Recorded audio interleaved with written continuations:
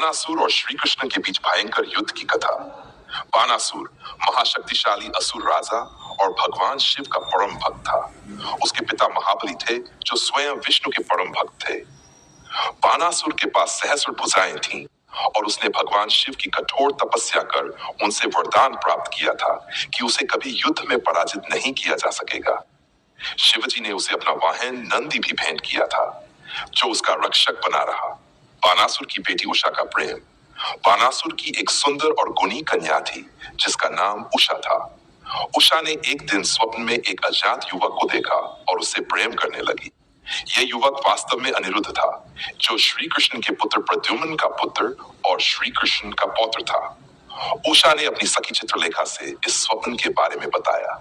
चित्रलेखा अपनी योग शक्ति से पहचान गई कि वह युवक अनिरुद्ध है। चित्रलेखा ने अपनी शक्ति का प्रयोग करके अनिरुद्ध को रातों रात बानासुर के महल में ले आई। बानासुर का क्रोध।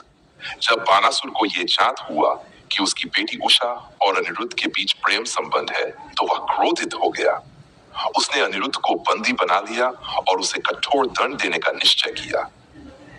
जब यह समाचार श्री कृष्ण तक पहुंचा तो उन्होंने अनिरुद्ध को मुक्त कराने का निश्चय किया।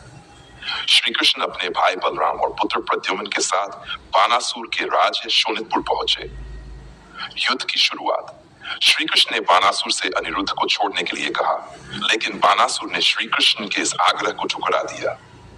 तब श्री कृष्ण और बानासुर के बीच भयंकर युद्ध आरंभ हो गया।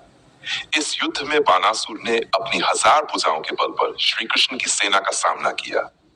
श्री कृष्ण ने सुदर्शन चक्र का प्रयोग करके बानासुर की हजारों भुजाओं को काट डाला। भगवान शिव का हस्तक्षेप।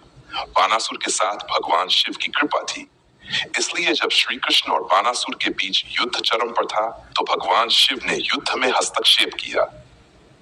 श्री कृष्ण और शिव के बीच भीषण युद्ध हुआ, लेकिन श्री कृष्ण ने भगवान शिव को प्रणाम करते हुए कहा कि वह केवल बानासुर को दंडित करने आए हैं, ना कि भगवान शिव का अपमान करने। भगवान शिव ने यह सुनकर युद्ध समाप्त कर दिया और श्री कृष्ण को बानासुर के साथ न्याय करने की अनुमति दी। युद्ध का परिणाम। बानासुर को उसकी भुजाओं के कटने के बाद अपनी शक्ति का एहसास हुआ और उसने श्री कृष्ण से क्षमा मांगी। भगवान शिव की प्रार्थना पर श्री कृष्ण ने बानासुर को जीवन दान दिया, लेकिन उसकी अधिकांश भुजाओं को काट दिया। बानासुर ने अपनी बेटी उषा और अनिरुद्ध का विवाह श्री कृष्ण की अनुमति से संपन्न किया। निष्कर्ष। इस प्रकार बानासुर और श्री कृष्ण के बीच का यह भयंकर युद्ध श्री कृष्ण की विजय और न्याय के साथ समाप्त हुआ। बानासुर ने अपनी शक्ति का अहंकार छोड़कर श्री कृष्ण की शरण में आकर क्षमा प्राप्त की।